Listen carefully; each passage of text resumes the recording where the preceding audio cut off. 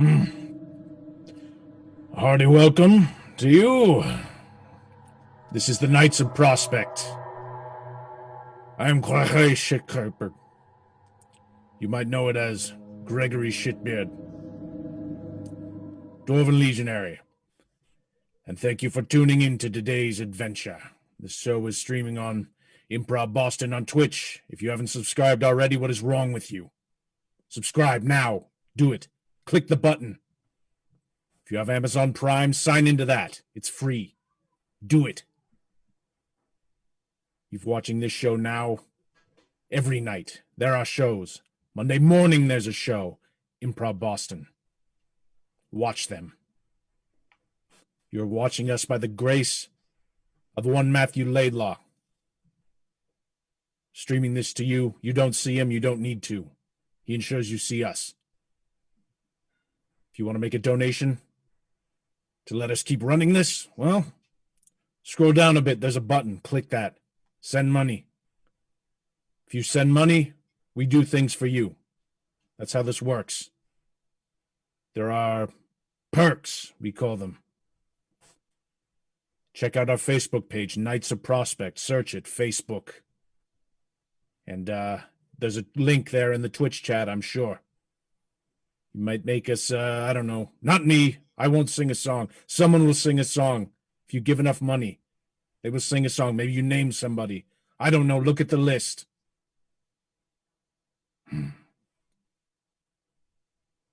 Our adventure is about to begin. The one known as Game Master will begin.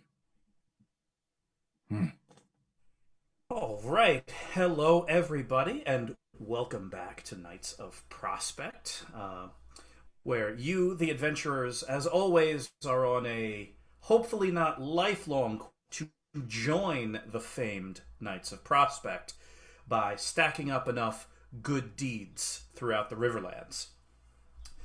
All of you here today are in Tower Town, which is often the setting where we start here. Tower Town is, of course, one of the crown jewel city-states of the Riverlands. It is incredibly old, and so named for its enormous elven-built tower that predates even the human occupation of this continent. Around this tower and the arcane college within it is a big, sprawling city full of people working very hard, and some people working not terribly hard. Ronaldo, you are one of those people that aren't working terribly hard, at least not as hard as some, because your family, the McKay family, are one of the wealthier within Tower Town, and with that wealth comes the need to keep up appearances. And so, Ronaldo, you are currently somewhere spending a conspicuous amount of money. Where is that? Oh, I am at a tavern known as the Porcelain Duck, and this is a tavern of high renown that has a wait list to get into. And at there, I'm absolutely playing as many card games as I possibly can afford. Yeah, the Porcelain Duck, the Porcelain Duck and its staff know you and your friends well, because even when you win, you lose. There's a lot of money that comes and goes in this place, and you've lost. You've gained and then lost again. Lost my favorite mug, got it back, lost it, got a new favorite mug, lost that mug. A lot of mugs. Mm-hmm. There is a handsome amounts of money exchange hands in this place. It is very, very well regarded, and there are people in here that will save up for an entire year just to gamble once in this place. There's music kind of floating in the air. Music actually provided by a fellow bard and Ronaldo, your friend Winnie, who is singing a beautiful elven aria from a stage in the corner. What's the name of the game you're playing? Oh, we're playing 13 card dragon cheat. So 13 card Dragon Cheat has rules nested within rules, including a cheat mechanic that you can use. The game encourages players to palm cards, hide them under the table, magically enchant cards and hide them in your drinks. All of these things. Currently, you are, you and your friend slash rival slash friend Laura Leclerc are staring at each other from across a large pile of chips. For the life of me, Ronaldo, I don't know what you have. That is on purpose. If I were to tell you what I had, say, two kings, or I don't know, four queens, or something like that, that would be mysterious and weird. I don't want to tell you that. I would never want to pretend that I have a full house at all. Why would I do that? Yeah, no, that would make sense unless it would. Unless it would make sense. And then I'd be foolish, Ronaldo. You would be foolish for believing me. That's right. Yeah. But that's why I should believe you. Because you don't think me a fool, and you dare not insult another noble-born person with... So then are you going to go all in and call my bluff? I'm going to have to. And he pushes in the price of a carriage and 4 horses in chips to the middle of the table. And he kind of leans back. So, Ronaldo, you can do this one of two ways. Either way, it's going to be this is just going to be a 2d6 roll. You can't really add any... Well, actually, you can't really add anything to it. However, I will give you a +1 if you were, in fact, cheating. Okay. I am totally cheating. I am extremely cheating this whole entire time. And, in fact, I stole a card from them. They are short one card. There's a deck somewhere in here that has 51 cards. And, okay, so 2d6 +1, and as a reminder for all of you and for all those watching, dice rolls in this game are 2d6, 2 6-sided die. On a 6 or less, you fail. On a 7 to 9, you partially succeed, meaning you do what you want, but there are consequences. And on a 10+, you succeed cleanly. So let's see what happens. Roll 2d6 +1. 8, so 9. Okay. So here's how this goes. Actually, you know what? You tell me how it goes. Okay. How does this hand reveal itself? So the way it reveals itself is I reveal exactly what I said. Is that I had 2 kings, 4 queens, and 2 aces, and then also out of my sleeve pull out a 5th ace, which is legal in this game because you can cheat. And they reveal a garbage hand, a hand that just you should never put everything in on. There's a joker, which isn't legal, that I put in their hand. There's a 2, there's a 4, nothing of the same suit. No possible combination that's correct. They were just calling my bluff, expecting me to withdraw. Laurel heaves a heavy sigh because he missed 2 different inside straight draws, and he shrugs loudly and angrily and he doesn't slam the table, it wouldn't be proper, but he stands up and paces back and forth because he clearly lost his full month's allowance on this one hand. I'm ready to use this carriage, Laurel. I am so excited. Or I might sell it. I don't know. It could be worthless. Well, the better gambler won today, and I will say nothing of the better man, because I find us both equally exceptional. That's unfortunate. I'm going to bid you a good night. I have to stew on my walk home. Enjoy your stew, my friend. He gets up and walks out. And 2 people sit down to take his place. One person you don't know, but the other person you do. It is someone you owe a pretty shocking amount of money to. Who is that person? It's a person named Franklin McLean. Franklin McLean sits down and she eyes your pile of chips and eyes you and says, "Ah, how convenient." I know. I can't even believe the amount of. Did you see how easily I cheated that person into giving me all of this money? It's unbelievable. And anyways, I'm just gonna start taking all of this money that I rightfully owe, by putting it into my big pouch here. Very, very convenient that you're putting the money you owe me into a pouch that I may carry it back to my bank to deposit it. This nearly wipes out half of the debt you owe to me, Ronaldo. It does. And you know what? You know what I'll do as a common courtesy? I just want a carriage. I'll carriage it there myself. I'll go bring it to the bank and I will put it in custody of Franklin Leclerc and Franklin Leclerc Enterprises, I assume. I don't know how thieves guilds are incorporated. You've done far too much already. Myself and my associates will take care of the rest while you... Oh, I insist. I really gotta. And I'm like taking all of these things and I'm trying to like stand up and leave the table with this A big very stack of money. heavy hand is on your shoulder from one of Franklin's enforcers. A person essentially with really not much of a face left, but the rest of them is covered in muscles. Franklin extends her hand. Okay. You can have all of the money. That's fine. And then I throw the bag of money at her. I try and jump on the table to like reclaim as much of it as I can and start bolting out of the porcelain duck. All right, let's just roll 2d6 plus dexterity. See how much of your newfound and new lost fortune you keep. +0. +0. 2.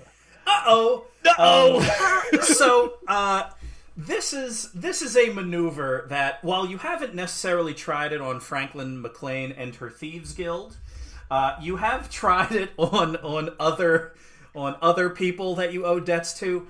The second you get up, the very second you kind of hop up and prepare to grab, the faceless figure behind you delivers a punch like a sledgehammer into the middle of your back, which sends you kind of arcing over the table, and you kind of roll and tumble.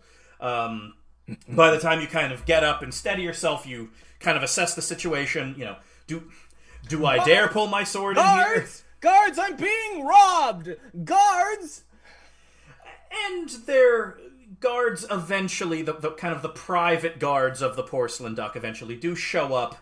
Kind of a fight does not happen. The money goes to its rightful owner, Franklin McLean, and you and this other stranger from the table both walk outside. The frustrating thing is you were expecting it to be nighttime, and it is not. It is broad daylight because you've been at this for 12 hours. And when you don't get those few hours of darkness you expected, you get that warmed over feeling. So between that and the bruised spine you probably have, you're feeling a little worse for the wear. Okay. The stranger standing with you is a kind of a youngish adult who hands you a sealed note with a wax seal of the Knights of Prospect on it. Well, this seems a little elaborate, so I'm extremely into this. And as you read it, we will switch to Vil. Vil, you are taking a day off from your normal profession of rangering and guiding and scouting. You are somewhere in Tower Town eating lunch with your friend, business partner, and duck, Hobie, and people watching. You've picked a nice patch of land to people watch on. So, where are you people watching, and why did you choose that place? Oh, the town square. It's one of the busiest spots in town, and I like the fountain and the noise it makes. There's plenty of noise and plenty of water. The fountain in the town square. Well, let's describe it for me in a sentence. It is very elaborate. Yes, well, there's a town square where in the fountain in the center is a man holding a sword, and out of the sword is the water coming up and landing down in the pool below, and people come by and they throw copper pieces into the fountain, and there is some market stands around the edge as well, people selling fruits and vegetables and sometimes trinkets that they roll in. It's really it's really pretty lovely here, especially at this time of year where it's kind of getting warm, and kind of some of the winter root vegetables are finally being sold. And what I do is I go over and I buy a carrot for myself to munch on, and then I go to the edge of the fountain and use my hand to scoop up along the side some of the algae that's growing, and I feed that to Hobie. And so Hobie is enjoying his algae as he does. And Hobie stops chewing, and his eyes fixate on a very kind of lean woman wearing very not kind of nondescript gray clothing. And Hobie's eyes follow this woman, and so your eyes instinctually follow this woman. And you see her kind of stand there, kind of browse some of the trinkets, and kind of walk through the crowds of the fountain. And you see her also reach her hand down into the fountain, but instead of scraping up algae, you're pretty sure she grabbed a handful of coppers.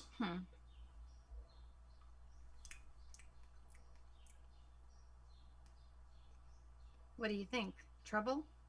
Mm. Well, can't hurt to see.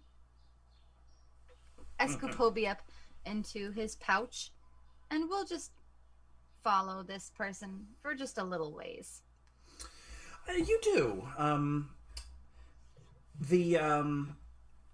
This person kind of winds her way through the streets. She doesn't, and you have eyes on her, and so she doesn't steal anything from any of the vendors. She just kind of makes her way through the crowd into a back alley where she sees a couple of people that definitely appear to be let's say familiar with the underworld. Kind of a woman of middle age carrying what looks like a fresh sack of cold, as well as an enormous enforcer-looking person with about half of a face. And the three of them have a bit of an exchange, and this kind of lean woman hands this other woman a this kind of handful of coppers. Well, sometimes I see kids run by and steal the coppers from the fountain. It's rude to do, because people believe that if their coin stays in the fountain, then their wish will come true. I don't believe in that kind of nonsense, so I think it's a petty sort of crime. But I don't like what's going on here. I think I'm gonna sidle up and try to talk to these fellas. Yeah, so you do. You walk up and are you being stealthy, or kind of plain as day? Hey, how are you? I'm being casual. I'm playing it. Hey, how are ya? Passing through. Yeah, you're just sauntering down an alley with a duck. Same. Tale as old as time, and. You hear kind of the three of them discussing, and the kind of the woman that is now has money from several sources. You hear her mention the name Ronaldo. She says, "Well, between this and what Ronaldo owed me, this is quite the day for all of us. You'll get your shares at the hideout."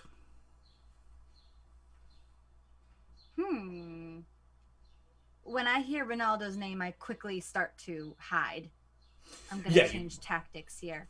You tuck behind some barrels, and and listen. And the conversation doesn't last too much longer, because they start to leave. They a couple of them go one way. The fountain thief goes another way, and you're debating kind of which group to follow when Hobie, who is now in his pouch, kind of jerks around a little bit, and you turn around and there's a well-dressed page that hands you a letter with the seal of the Knights of Prospect on it. Thank you. Of course. Have a good day. As you crack open the famed seal, we'll switch to Jelly. Jelly, though you are just barely cresting into your teenage years, you already have made a name for yourself in the criminal underworld as a thief and an all-around person that can get things done. As such, one of your good friends is a full-grown pirate and scoundrel named Corpius Brunt. The two of you are trying to make a trade with each other.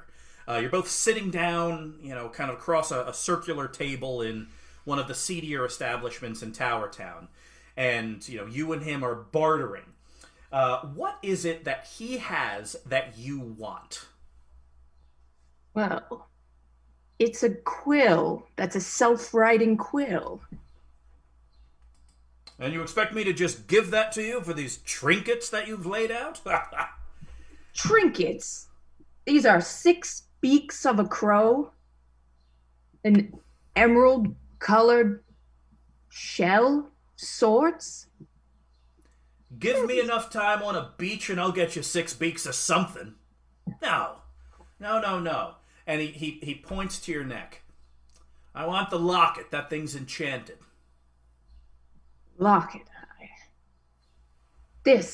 I was real sneaky slippery when I acquired this. This is not something I'm willing to part with easily.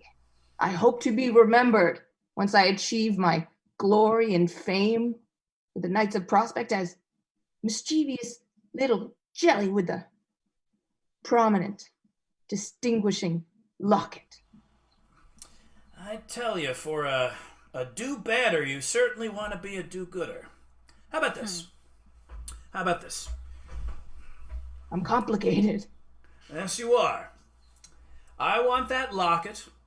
You want this self-writing quill. Yeah. Unless you can convince me otherwise, that's the trade, and so be it. Jelly, here's what I want you to do. I want you to roll... this definitely sounds like a parlay. You are negotiating. Corpius has his price, so roll your 2d6 plus charisma. You want to give away trinkets for something impressive. He wants something impressive for something impressive. So 2d6 plus charisma. Let me know how you do. Oh, 11 plus 1. 12, eh? That is more than enough. How do you? What do you do? What do you say that eventually convinces Corpius that he should settle for, essentially a pile of mundane ingredients? Oh, Corpius. These tiny hands that I hold before you, they have lines in them of our commingled fate.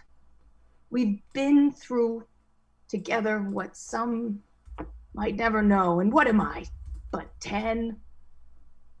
Corpius, if I'm going to write the future that we both can partake in, kind of exciting days of lore, this quill I must have. And I'll see to it that you benefit as well from the story that's written. Intermingled fate, lines, hands, intertwined stories. Pretty charismatic. You know what? I'm going to give you this thing because, honestly, I've never written anything that poetic in my life. Take the quill, I'll take the beaks, and I'll see you when we have something else to trade, okay? Corpius. Oh, great friend. Same, kid. Same. Corpius gets up and strides out with the swagger of someone that has spent his adult life robbing ships at sea. As you watch him go, you turn around and very unexpectedly, because you didn't see anyone come or go, there's a small letter with a seal of the Knights of Prospect on it. And as you open it, let's switch to Gregory. Gregory, you are currently at Etema, the famed home of the Knights of Prospect. While you are not a Knight of Prospect yourself, nor are your compatriots, you have something that they don't, which is to say, a confidant and best friend that is in the famed Knights of Prospect. That would be Thudmeric, the human warrior known as the Pillar of Empire. The two of you fought together in the timeless Orcish wars on the Vorish frontiers to the south. You as a dwarven legionary, and she as a member of the Grand Army of Vor. The two of you are in the mustering grounds of Etema, the giant keep of the Knights of Prospect outside of town. And the two of you are sparring. So I have a couple of questions for you. One, what is the weapon of Thudmeric? What is it and what is it called? And two, who is winning in this sparring session? She wields a warhammer known as Shatter. And I hate to say it, but given the reach of her arms, she's getting the better of me. Yes, she is, but it is a heck of a show. The Knights of Prospect are, as we all know, a group of kind of self-sworn knights that uphold justice and engage in good works throughout the Riverland. They're not tied to any government. They're just there doing what they think is right, being patronized by kind of various semi-mysterious sources to do their work. And because of that, there is not a large collection of the knights watching Thudmeric spar. But there are a couple of people here, as well as some of their kind of servants and the people that work in Etema, keeping this fortress going, that are watching a pretty magnificent display of arms by the two of you. She's using the warhammer in these big sweeping arcs to keep you distant, because she knows, because of the fact that she's seen you do it on the battlefield, that if you get so much as a single punch in with your weighted cestus, she will go tumbling, and that warhammer will fly out of her hands. So you're kind of rolling around. You're staying distant. She scored one hit against your big legionary shoulder armor that kind of sent you down to your knees, and then you kind of get back up, blocked it again with the big weighted cestus gloves. And she's kind of panting. Have you had enough, friend? Just about. I do a roll forward, go for the knee. All right, let's roll it. Let's do. This is obviously going to be an attack. This is going to be a hack and slash attack. So roll 2d6 plus your strength, which is already very prodigious. I'm going to put a -1 on this because Thudmeric is called the Pillar of Empire, because she is one of the finest warriors ever seen. -1, well, a 9. That's still pretty good. The two of you have fought side by side against, orcish rushes, dwarven legionary shield wall with the Vorish army behind it fighting and holding the line. Ooh. And so it's kind of the sweat and the blood and the exhaustion and the fact that you can hear her voice and the yelling and the grunting takes you back to the simpler time. And you roll. She she ends up kind of resetting the warhammer and kind of spearing it down into the back, and it kind of you hear something snap within the rear clasps of your armor, but you get to where her knee is and you deliver a punch that buckles it.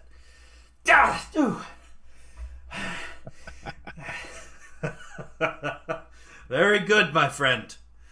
Very good. Almost makes me rather fight an orc than you, now that I think about it. I'd always rather fight an orc. Well, now that I have you warmed up, I have a favor to ask. Not that I brought you here to ask you a favor. I brought you here because you're one of the few people that can give me a challenge. Likewise. But a favor nonetheless. A favor nonetheless.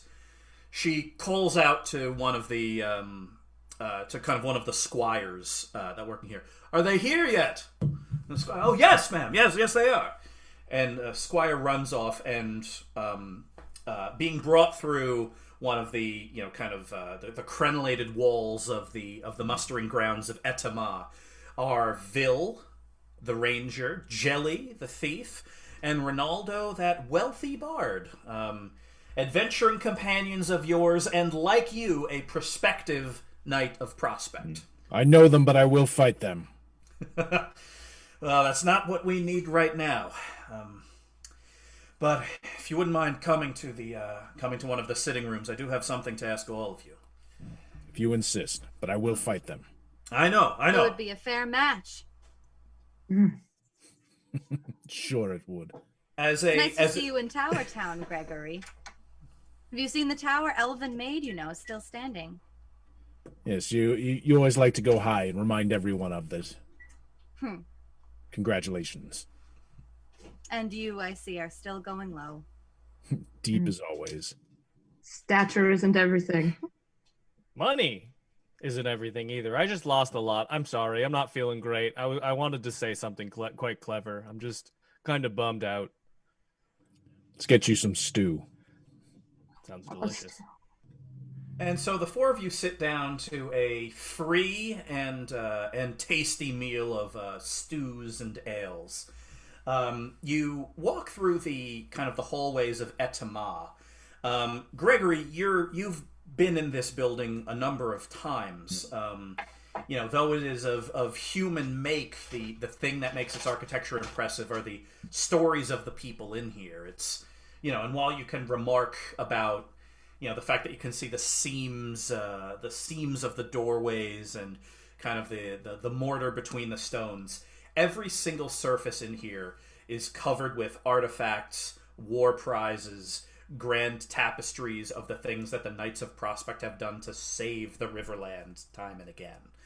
And so that allows you to make some concessions in terms of the quality of the architecture of this ancient place.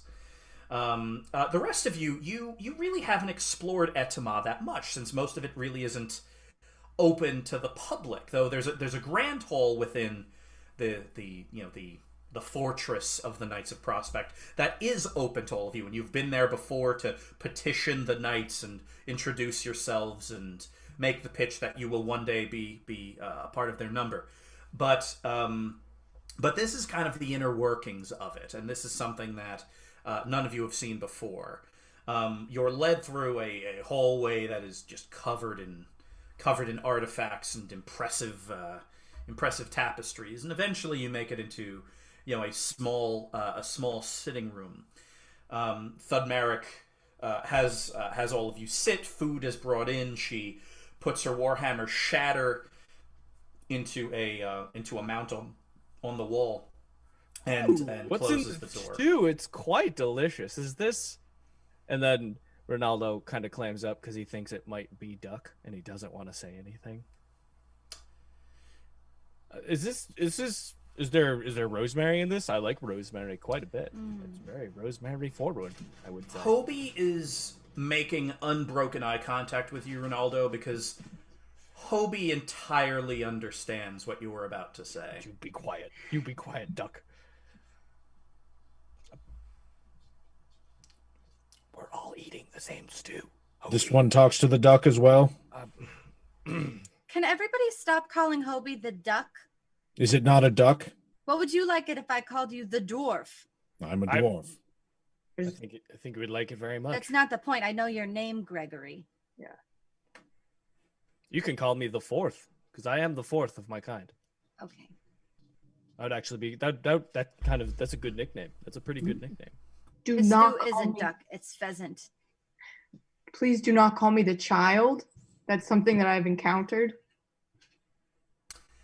Thudmeric is kind of pushing pieces of pheasant around her bowl with with a bit of a smile on her face as all of you chat, and eventually she kind of clears her throat and says, "All right, well, thank you all for joining me here.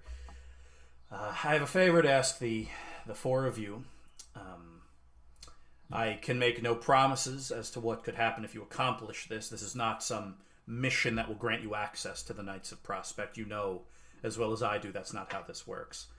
But there's something that I need you to do that the Knights of Prospect can't directly intervene in for various reasons. There are 2 fishing families in Avonbury, a few days' ride away, that are proposing a merger of their fleets to create a company.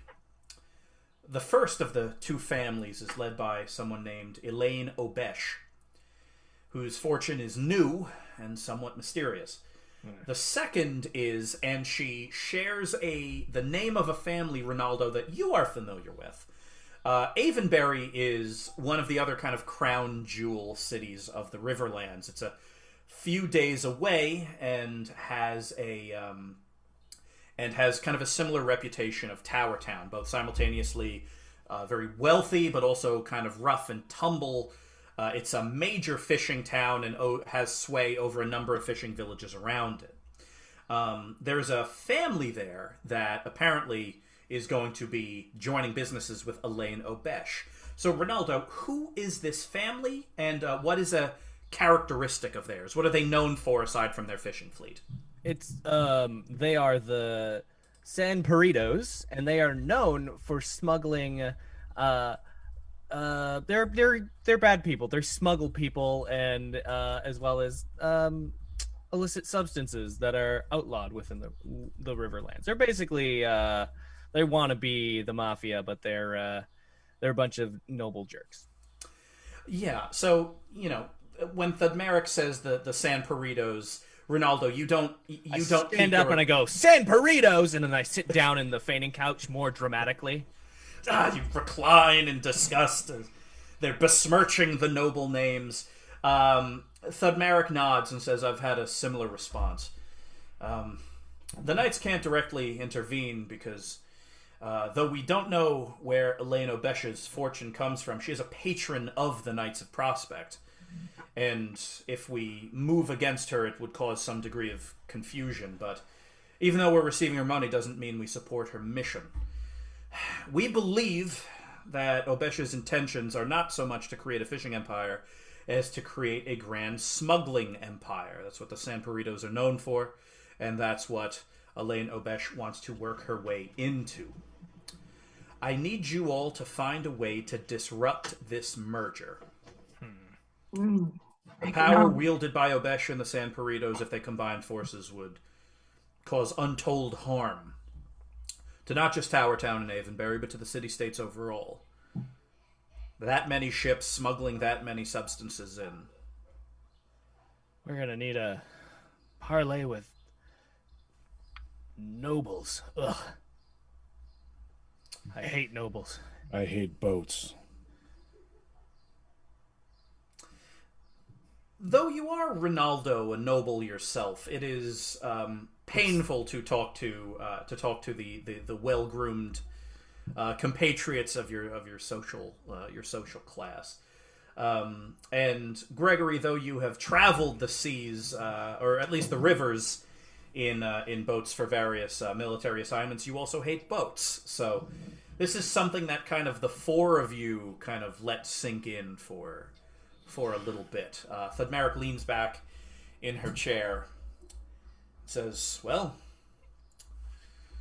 will you take it, and do you have any questions? I'll tell you everything I know." What's the terms of the merger? Why are other than combining houses, is there? It's never that simple. There's always some sort of give and take. Yes, is there an exchange of goods, services, A marriage, marriage. perhaps? That's why I don't want to go. No marriage, thankfully. I think that would make this more complicated. But Mm. what there is a merger of assets. Elena Besh owns a number of warehouses, and because of her social status, they are not wont to be inspected. The sense that I and some of my compatriots get is that the Sanperitos will be using their smuggling knowledge and combining it with Obesh's warehousing operations. So long as that's always been where the Sanperitos have been defeated, is the well-intentioned and hard-working harbor masters will always be able to search the warehouses that they use, but no harbor master will move against Obesh. Leveraging status, social stature. What are their defenses? That I don't know. Obesh owns a fairly sizable contract with the Sons and Daughters Mercenary Company of Vor. They are hardy and well trained, to say nothing of their honor. Yes. Hardy and seasoned, like the stew. Well, I'm glad Well- you're enjoying it. Hopefully, it won't have to come to violence. Hobie is an Hopefully not. excellent diplomat. Or maybe it will. Thudmeric looks at Hobie and then looks at you, and then looks down at Hobie and then says, "I believe you." Well, I leave the specifics up to you. I, in fact, want to know as few of the specifics as possible. I can give you any more information, or I can bid you farewell. Think it's best if we set off? Let's I think move. so. We probably don't have a whole lot of time. And that is very true. The merger is apparently happening any day. You all make it down to Avonbury after a few very pleasant days on the road. It is, the late spring. Everything is in bloom. This is the time of year where the Vorish mercenary companies are heading north into the Riverlands for various contracts, and so all of you see the Able Blade mercenary company, the Shield Breakers mercenary companies, all marching up the road as you're marching south to Avonbury. You stop every night in a small village and eat good food. This is really the road between Avonbury and Tower Town hugs the coast, and this is gorgeous country full of hardworking, honest folks, and plenty of travel at this time of year. Avonbury is not dissimilar to Tower Town. Many low stone buildings, broad warehouses, hills with noble homes. The thing that's absent is the tower. The middle of Avonbury has something else in it entirely. So let me ask all of you, what is that thing? What is the middle of Avonbury? What does it look like? There's a large circular pool in the middle of the town with a channel leading out to the harbor. The pool is looks not quite as if it was constructed by humans or by the greater races. It looks like this could be the remnant of a explosion or meteor or some natural phenomenon. And there's been a wrought iron black fence built around to prevent entry into the pool with intricate scroll work, delicate masonry. There's one reinforced door that seems to lead underground towards the front of the road. Yes. It's this pool is known simply as the pool. It doesn't need another name. If really you're anywhere in the Western Riverlands, you know what the pool is. There are the defenses surrounding the pool are all there isn't anyone guarding it. But it's, there's a stone wall, there's the wrought iron fencing around it and a door. But they're essentially even more of a deterrent than that is, to put it plainly, a general sense of doom. All of you have at various times been to Avonbury. All of you have touched the fence.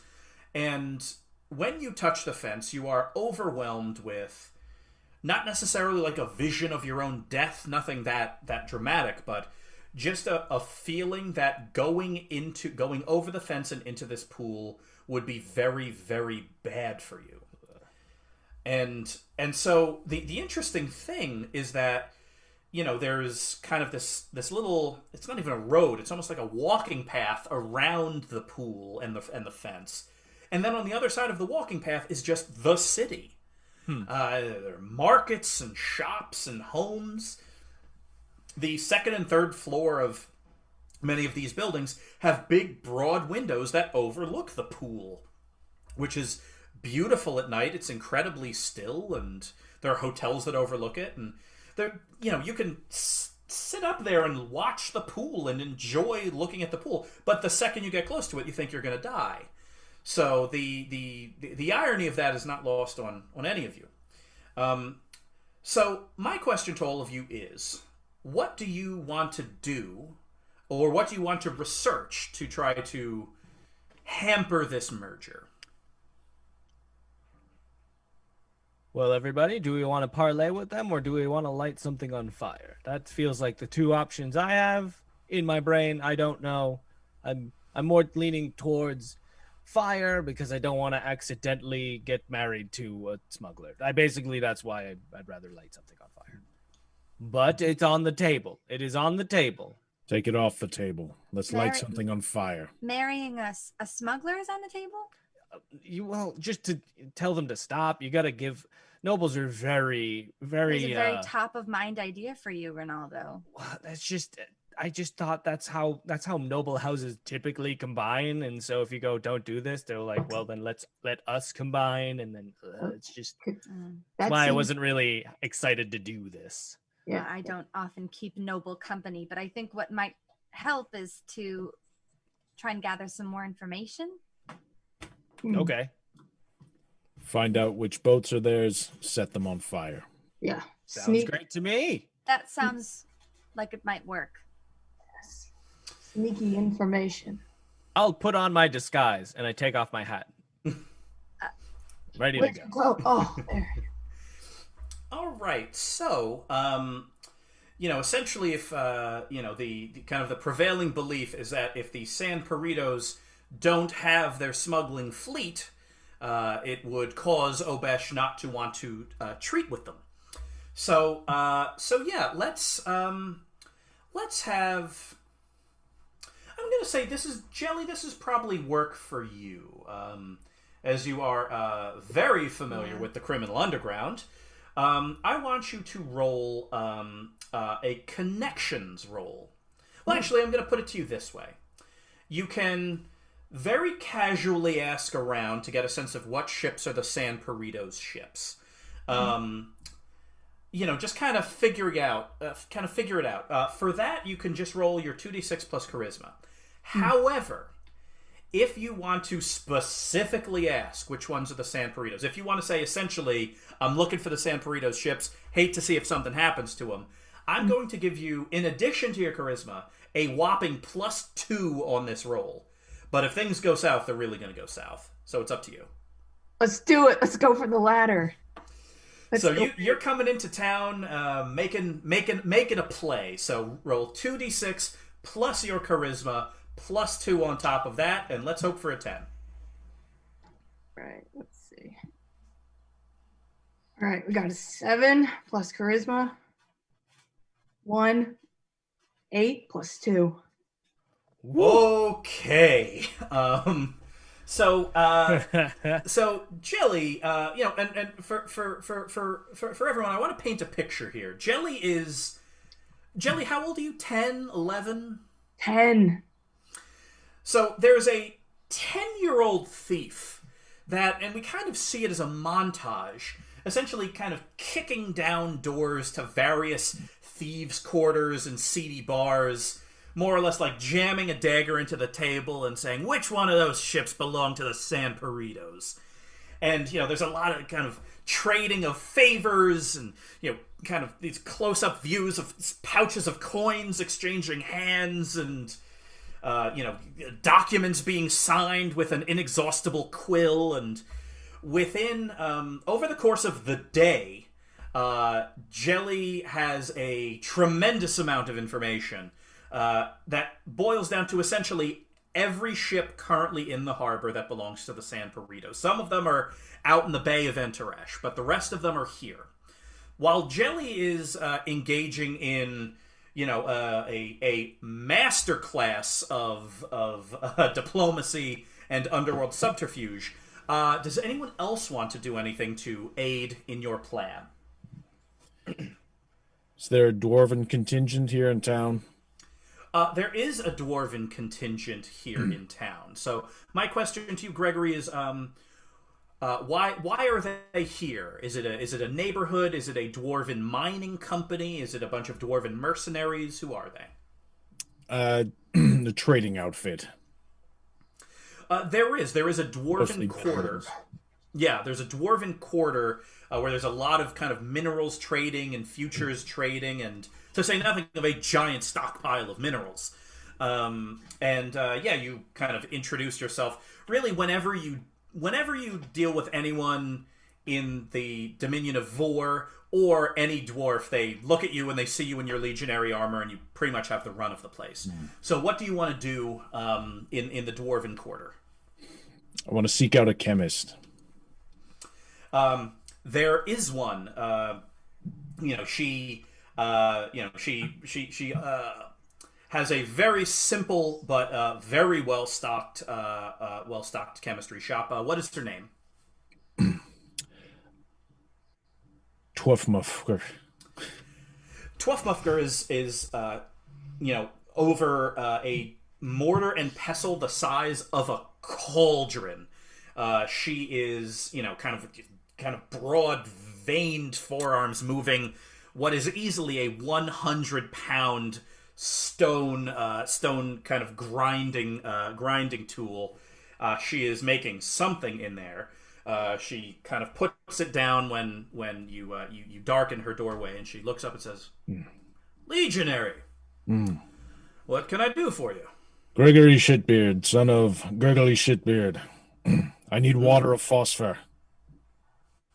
Done.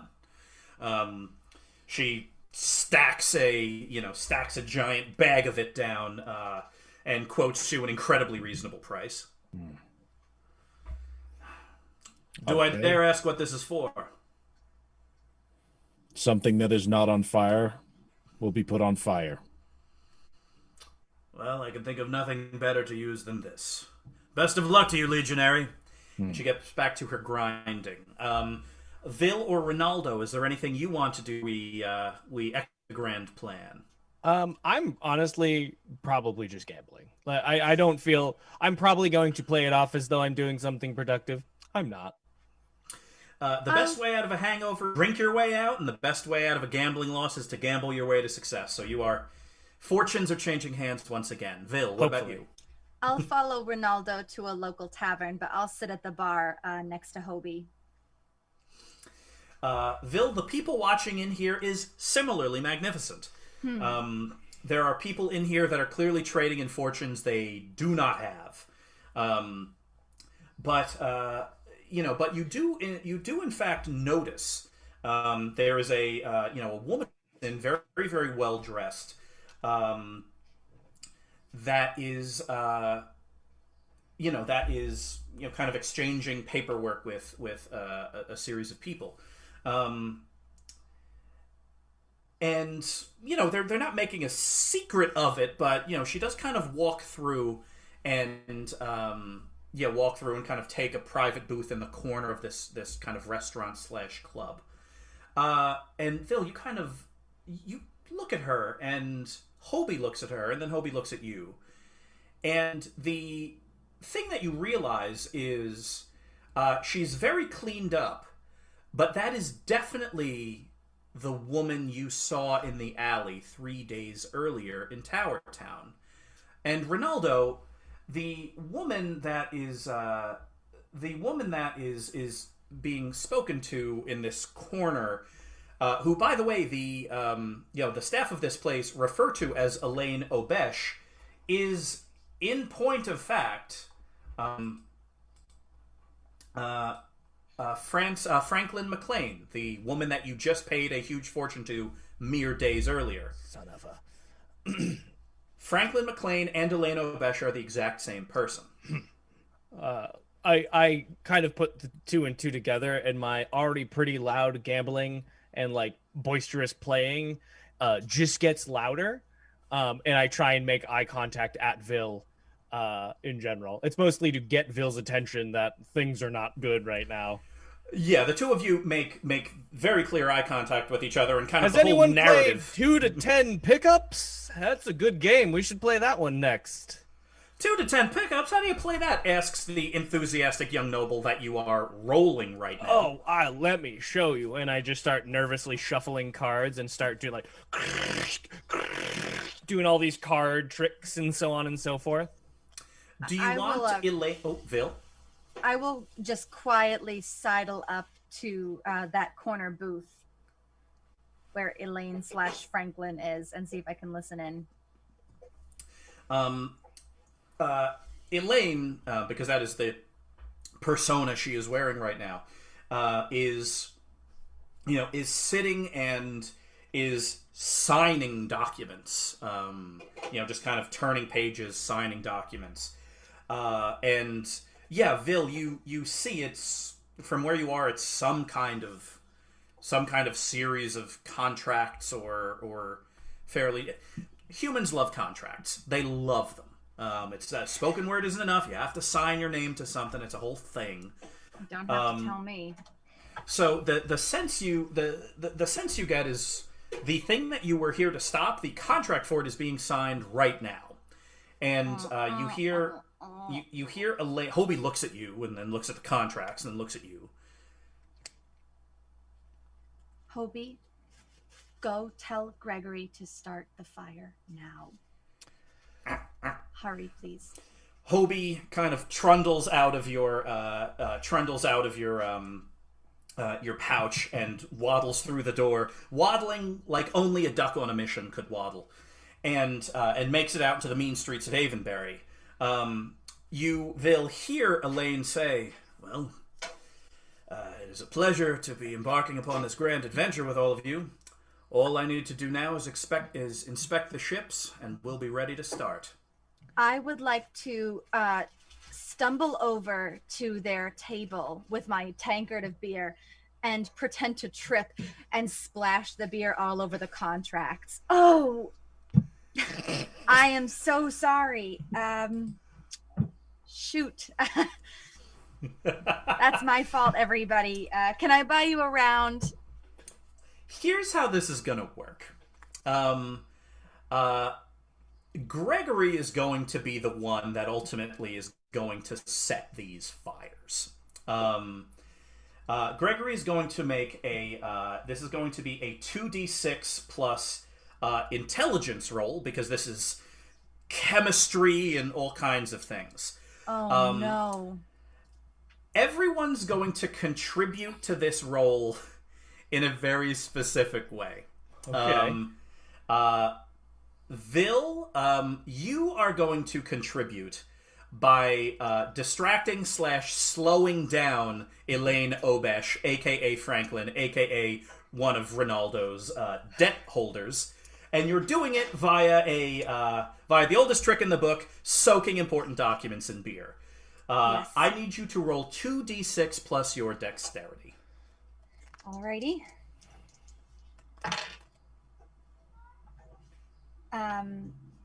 6. Okay. So you trip and fall, and kind of the beer kind of sprays all over the place. I have something to ask you.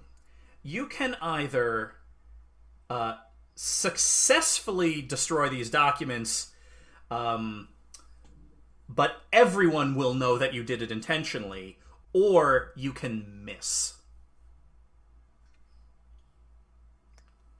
I would like to successfully destroy the documents. You do. And as you do, a heavy hand falls on your shoulder. And it is a large, broad-shouldered enforcer, the one that you saw in the alley a few days before, with about half of one face. Do I Hello, notice this is handsome. happening? Oh yeah, Ronaldo, your eyes are on this situation. So what I would like to do is chatting with the table that I'm currently swindling over. It's like one of the things you can actually do in 2 to 10 pickup is you can actually bet a favor. Does anyone want to bet a favor? That young nobleman definitely wants to bet a favor. Absolutely! Are you kidding me? Honestly, I don't care that I'm losing. I'm learning, and that's more important. Yeah, what's the favor? I'll bet a favor. The favor is you have to, and this is, bear with me. If you don't do this favor right now, I do win all of this money that you're. The favor that you have to do right now is you actually, if you can go over there and trip someone over there. It's probably the biggest, toughest looking creature you find over there, and try and get away. See what happens. If you don't get away, I'm still getting all this money. But that's the favor. It's more of a dare. Oh, it's a dare, huh? Well, this noble's friend, another young noble that you are also swindling, says, use the thing. Use the thing. No, I'm not going to use it. I was going to use that over the weekend. No, use the thing. Use the thing. Use the thing. I want to know what the thing is. I'm going to use the thing. Yes. The noble uncorks a small vial from within his embroidered coat and kind of takes a quick slug of the draft. You watch Ronaldo as the noble, this young noble, can't be older than 18, begins growing taller and then eventually wider. Whoa. And at the very end, and this is the horrifying part, a pair of leathery wings extend from his back and fangs shoot from his mouth. All right, I'll take the bet. His voice didn't change, but he is horrifying now, and he proceeds to demonically tumble into the back of this enforcer. Vil, the heavy hand on your shoulder, releases, and now there is something of a fracas where a demon is apparently attacking this large thieves enforcer. Elaine is now up, and she has a knife out, and she has grabbed her beer-soaked papers and is leaving in an awful hurry. But the combination of the soaking of the beer and the fracas, I'm going to say that Vil has added a +1 to Gregory's roll, and Ronaldo has added a +1 to Gregory's roll. Ellsworth, the way that you are going to be able to help is you need to get Gregory down to the docks unseen. How is it that you want to do that? Let's see. I've discovered a little underground sewer. I found an inlet to it. And I want him to wriggle and slither. And I know that's against his nature. But if he could just this once, listen to the wise words of a weathered 10-year-old. Yeah, with a wisdom far exceeding your age, you make your way with Gregory, who's carrying like weird heavy sacks of like oiled cloth over his shoulder to kind of a sewer grating. All you have to do is pick the lock holding it shut. So, Jelly, that's going to be 2d6 plus your dexterity.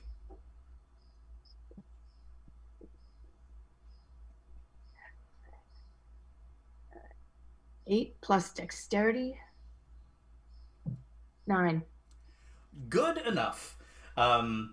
You crack open this thing and hurry Gregory through it, and then engage in what will be described later as a merry chase after some town guards saw a 10-year-old trying to break into the sewers.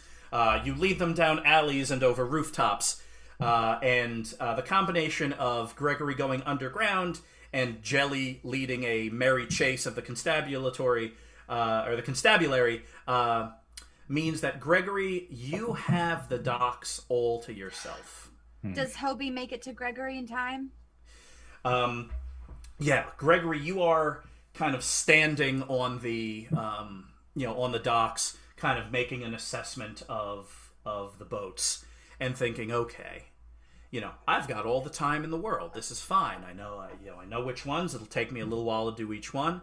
And as you are kind of laying out your plan of attack, you hear the hushed but very intense honking of a duck trying to communicate furtively with you.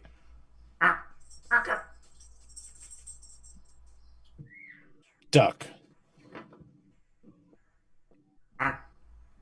What is it?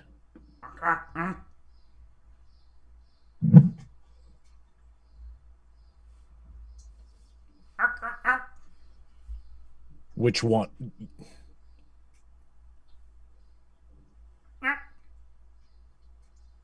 These are just sounds. Are you indicating a ship?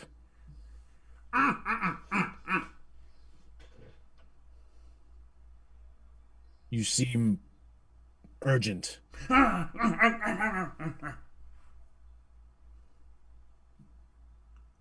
All right, well, I'm gonna start lighting ships on fire. Obi eats a bug, but then centers back on you. As you start walking towards one of the ships, Hobie starts bumping into the back of your leg. Blasted duck! What is it? I have ships to light. Hobie points his beak back towards the rest of town, and you see via torchlight, probably a block or two's distant, a kind of a woman holding a torch, and behind her a pair of what look like armed men. You're gonna have company soon, which is why instead of having all the time in the world, this boils down to a single intelligence check, math, chemistry. How many of these ships can you light, and how safely can you do it? Thankfully, Vil has given you +1, Jelly has given you +1, Ronaldo has given you +1, and Hobie has given you +1. 2d6 plus your intelligence +4. Good luck.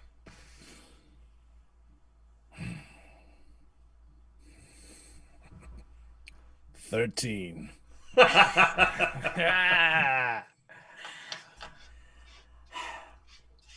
A few hours later, the four of you are sitting on a hilltop.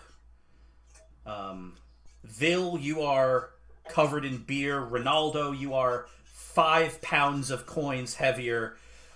Jelly, you have stolen some stuff during your merry chase. And Gregory, you have a little bit of seawater in your boots. But the four of you, exhausted and in various states of being disheveled, watch as a mafia armada burns in the harbor. It's pretty beautiful, actually. That was really great. It's as if Also, the water is burning. Also, are we going to glaze over the fact that there was a person who turned into a demon in the tavern? I feel like that... I think that might have been the illicit substances we were talking of earlier. Oh, you're right. Love a good while. What's this? Oh, you missed it was a Bit of show. a bar brawl. And with the illicit magical substances and their flow into the Riverlands now staunched, there will be dramatically fewer instances of demon bar fights. To say nothing of the fact that you did a very, very good thing today. So we are going to end it right there. Great work, everybody. And let's see, audience. Thank you very much as well. Great work out of all of you. Thank you for watching the Knights of Prospect, and for any donations that you have made while watching the Knights of Prospect. As Gregory said at the beginning, don't forget to subscribe to Improv Boston Live on twitch.tv to keep up with all of the great content offered every day of the week by Improv Boston. And also follow us personally on Facebook at Knights of Prospect. As far as those Knights of Prospect are concerned, there will be more adventures with many more adventurers to come every Monday night at 6 p.m. right here on twitch.tv. If you're still hungry for more comedy this week, go to improvboston.com and get that full schedule. All 7 days. We mean it. Thank you very much, everybody, and good night from the Knights of Prospect.